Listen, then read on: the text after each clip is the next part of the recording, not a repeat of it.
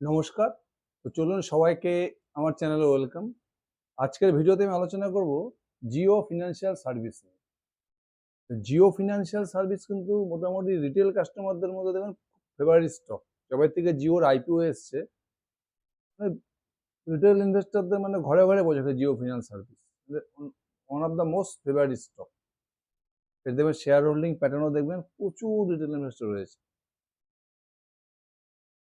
এটা কিন্তু পুরো হাইপ দিয়ে এদের বিজনেস স্টার্ট করেছিল। পুরো মানে মার্কেটে পুরো হাইপ ছিল। অ্যাকচুয়ালি এদের যদি বিজনেসটা আপনি দেখেন মোটামুটি লাস্ট ২টি কোয়ার্টার থেকে মোটামুটি Q3 FY26 থেকে কিন্তু এদের বিজনেস অ্যাকচুয়ালি গ্রোথ করা শুরু হয়েছে। Q3 থেকে Q4 এ বেটার করেছে।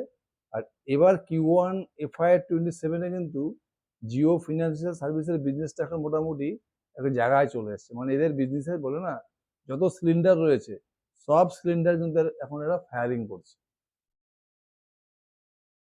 যদি জিও রেজাল্টটা দেখেন Q1 যদি আপনি স্ক্রিনারে জিও রেজাল্টটা দেখেন, মোটামুটি দেখবেন Jio financial result, sales growth দেখুন 227%, প্যাট গ্রোথ 174%, এখানে হিউজ গ্রোথ দেখাচ্ছে। কিন্তু এটা অ্যাকচুয়ালি গ্রোথ এদের না, কারণটা আমি বলছি, ডিটেলসটা বুঝতে হবে আপনাকে। যদি আপনি জিও ফিনান্সিয়াল সার্ভিসকে দেখেন, মোটামুটি এদের যা মার্কেট ক্যাপ রয়েছে মোটামুটি 1,60,000 কোটি টাকার মতো। এদের মার্কেট ক্যাপের অনেকটা অংশই হচ্ছে জিও ফিনান্সিয়াল সার্ভিস। রিলায়েন্সের কোম্পানি, তো এদের প্যারেন্ট কোম্পানি রিলায়েন্স। রিলায়েন্সের 6% শেয়ার এখনো জিও ফিনান্সিয়ালের কাছে রয়েছে। মোটামুটি জিওর রিলায়েন্সের মার্কেট ক্যাপ মোটামুটি 800 লক্ষ কোটির মতো মার্কেট ক্যাপ। যদি তার 6% শেয়ার জিওর কাছে থাকে, ওখানে মোটামুটি 1,10,000 মতো চলে গেলো যেখানে রিলায়েন্সের শেয়ার রয়েছে। তো বাকিটা হচ্ছে জিওর অ্যাকচুয়ালি মার্কেট ক্যাপের। এবার যদি জিও ফিনান্সিয়াল সার্ভিসের রেজাল্টটা আপনি দেখেন, পুরো পিপিটিটা দেখলে অ্যাকচুয়ালি বিজনেসটাকে ভালো করে বোঝা যাবে।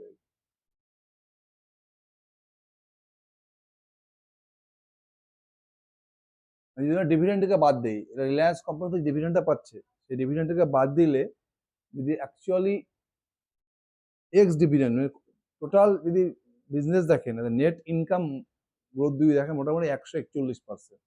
মানে গত বছরের Q1 এ এদের নেট ইনকাম ছিল 619 কোটি টাকা, এখন হচ্ছে 1496 কোটি টাকা, মানে হিউজ জাম্প করছে প্রায় 141%। আর যদি পিবিটি দেখেন, প্রফিট বিফোর ট্যাক্স, এখানে মোটামুটি 18% গ্রোথ এসছে। প্রফিটটা কম বেশি তার কারণ জিও ফিনান্স প্রচুর হিউজলি এক্সপ্যান্ড করছে। এরা তো বিজনেস যা শুরু করছে তো 2-3টে কোয়ার্টার থেকে এরা মানে ব্যাপক হারে, মানে যাকে বলে ইন দ্য ডিপ, পুরো মার্কেটের ডিপে চলে যাচ্ছে। প্রচুর এক্সপ্যান্ড করছে, এই জন্য শেয়ারের ইনকাম গ্রোথ করেছে মোটামুটি 100%-এর উপরে, শেয়ারে কিন্তু প্রফিট গ্রোথ করেন। এবার আমরা চলে যাবো জিওর business. Actually business wise Jio financial service Q1 এ কিরকম রেজাল্ট করছে দেখুন।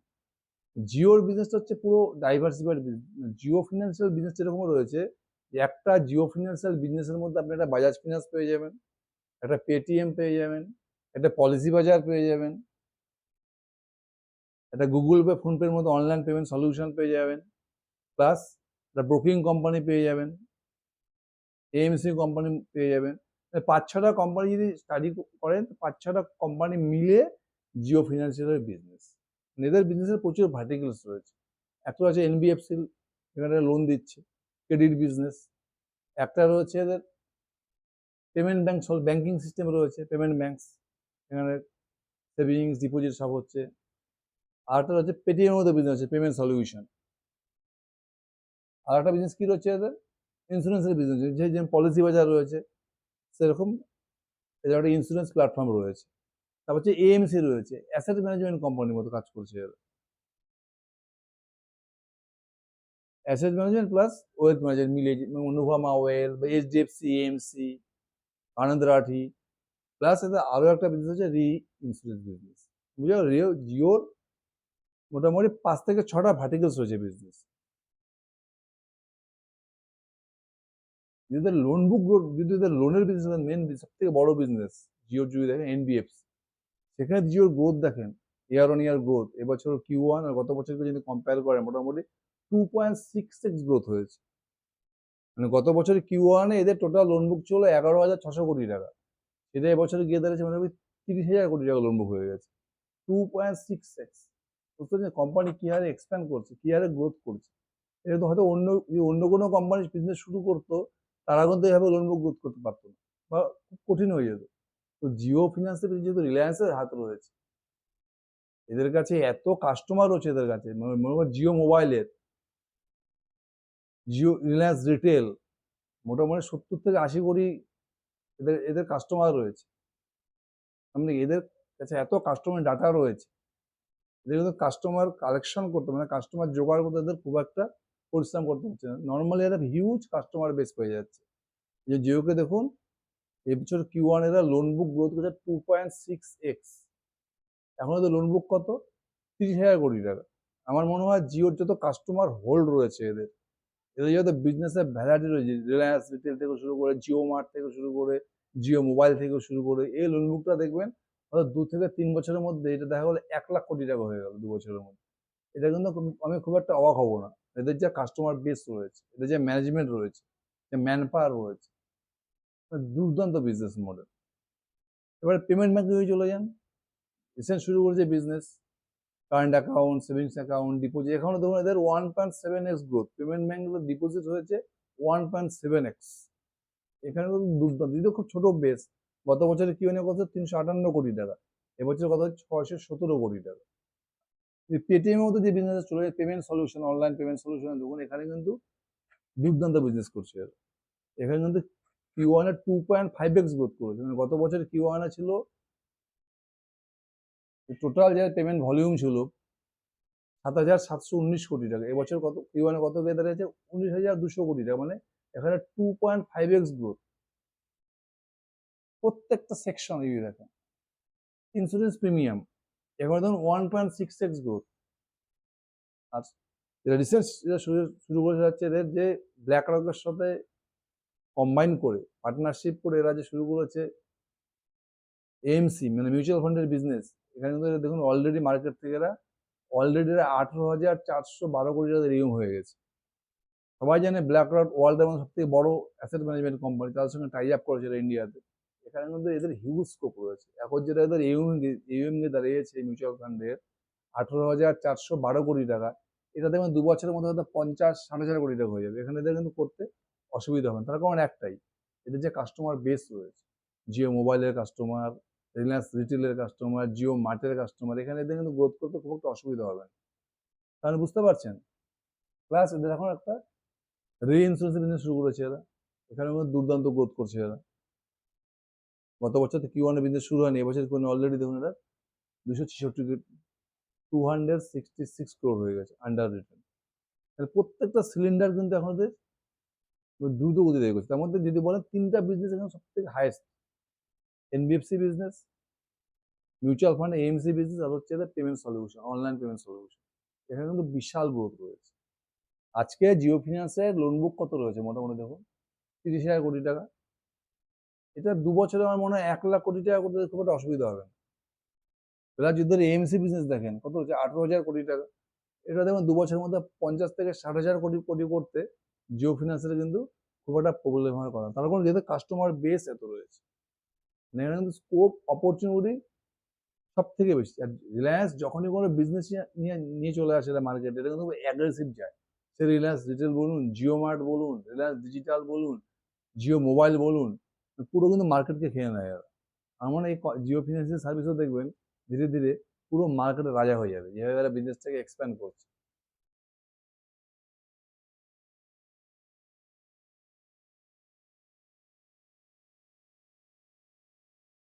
প্রত্যেকটা একটা কোনো প্যারামিটার এখানে বাদ নেই। মানে এরা এভাবে গ্রোথ করছে,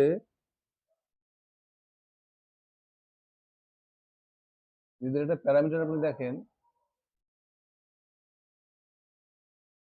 এদের যে পেমেন্ট ব্যাংক, এদের যে পেমেন্ট ব্যাংকের ব্রাঞ্চ টাচ পয়েন্ট, যেটা জিও পেমেন্ট ব্যাংকের টাচ পয়েন্ট ছিল, সেটা গত বছরে দেখেন Q1 ছিল 50,000, সেটা বছর কত হয়ে গেছে? 5 lakhs। মানে 1 বছরের 10x গ্রোথ জিও পেমেন্ট ব্যাংকের টাচ পয়েন্ট। বুঝতে পারছেন কি হারে কি অ্যাগ্রেসিভ গ্রোথ করেছে। কাস্টমার ডিপোজিট দেখুন 72% বেড়েছে, কাঁচা গ্রোথ দেখুন 51%। আর জিও পেমেন্ট ব্যাংকের টোটাল ইনকামের গ্রোথ দেখেন 7.7x গ্রোথ। কি হারে অ্যাগ্রেসিভ গ্রোথ করছে, মানে যেখানে জিও পেমেন্ট ব্যাংকের টাচ পয়েন্ট গত বছর কি মনে ছিল 50,000, সেটা এখন দাঁড়িয়েছে 5 লাখ। তাই এটা ইন ফিউচার দেখবেন 20 লাখ 25 লাখ করতে এটা কোনো অসুবিধা প্রবলেম হবেই না, তার কারণে তার কাস্টমার বেস হিউজ রয়েছে। যে কোনো প্রত্যেকটা বিজনেস পেমেন্ট সলিউশনে দেখুন টোটাল পেমেন্ট ভ্যালু দেখুন 2.5x growth, fee Gauss fee and কমিশনে দেখুন 6.4x গ্রোথ। প্রত্যেকটা প্যারামিটারে, প্রত্যেকটা বিজনেসের প্রত্যেকটা প্যারামিটার এটা কিন্তু খুব অ্যাগ্রেসিভ গ্রোথ করছে। এখন ওদের অনেকে মার্কেট ক্যাপটা দেখে মনে হচ্ছে অনেক বড়, মানে আমাকে প্রচুর ভ্যালুয়েশন দিতে হচ্ছে। অ্যাকচুয়ালি জিও ফাইন্যান্স যেভাবে বিজনেস করছে, যে অ্যাগ্রেসিভ ভাবে এরা আগাচ্ছে, দেখবেন নেক্সট 2 থেকে 3 বছর কিন্তু জিও ফিনান্সিয়াল সার্ভিস কিন্তু অনেক কোম্পানিকে দেখবেন অনেকের বিজনেসে কিন্তু হ্যাম্পার করে দেবে। আর মানে মার্কেটের লিডার হতে এদের খুব একটা অসুবিধা হবে না। যে কোনো আপনি এনবিএফসি কোম্পানি যদি আগেও দেখেন, শুধু যদি এনবিএফসি পোর্শনটা দেখেন, যদি আগেও দেখেন যে সমস্ত কোম্পানির পিছনে বড় কর্পোরেটের হাত থাকে, যেরকম বাজাজ ফিনান্স, বা চোলার পিছনে ছিল মুরুগাপ্পা গ্রুপের হাত, বা মুথুট ফিনান্স, এসব কোম্পানিকে দেখুন গ্রোথ করতে, এল&টি ফাইন্যান্স, টাটা ক্যাপিটাল গ্রোথ করতে খুব সুবিধা হয়, কারণ ওদের পিছনে অলরেডি একটা বড় ব্যান্ড থাকে। আর জিও ফিনান্সের সব থেকে যেটা বড় ফেসিলিটি হচ্ছে, সব থেকে যেটা ইন্টারেস্টিং ব্যাপার, এরা যে কস্ট অফ বড়োয়িং 7%। যদি পুরো এনবিএফসি যত ভালো ভালো কোম্পানি প্রত্যেক স্টাডি করবেন, 7.07% হচ্ছে এদের কস্ট অফ বড়োয়িং, মানে এত কম ইন্টারেস্টে এরা মার্কেট থেকে লোন উঠাচ্ছে, এটা আর কারো কাছে নেই। এটা কেন পাচ্ছে? রিলায়েন্সের নামের জন্য পাচ্ছে। রিলায়েন্সের এত বড় নাম রিলায়েন্স, যার জন্য কিন্তু মার্কেট থেকে এত কম ইন্টারেস্টে লোন তুলতে পারছে। এটা কিন্তু জিও ফিনান্সের সব থেকে বড় ফেসিলিটি। একে তো ওদের হিউজ কাস্টমার বেস রয়েছে, যার জন্য কিন্তু জিও ফিনান্স এত তাগড়া রেটে গ্রোথ করছে পারে।